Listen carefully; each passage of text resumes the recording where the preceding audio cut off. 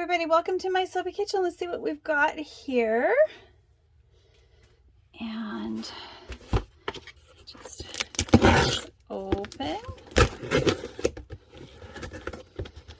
It's the right size for a certain thing, but it's just too light. I'm waiting for a few things.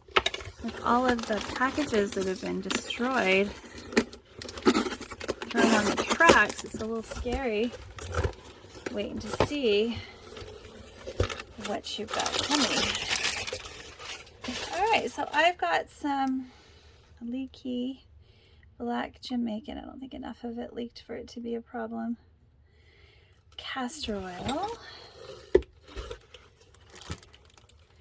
2 of those. I wanted to try this. I don't know what I'm going to think of it. And I got some strainers for some of my botanicals and my butters. So this will make it a little easier to clean out all the impurities that may show up as I create my own raw ingredients. That is the challenge to creating your own raw ingredients, is you need to be able to process them in a way that's going to give you a product worth producing. Right? So if you don't feel confident in that particular project, just buy it from your manufacturers. A lot of raw manufacturers out there, and you don't really need to invent the wheel unless your budget doesn't allow you to just buy it outright.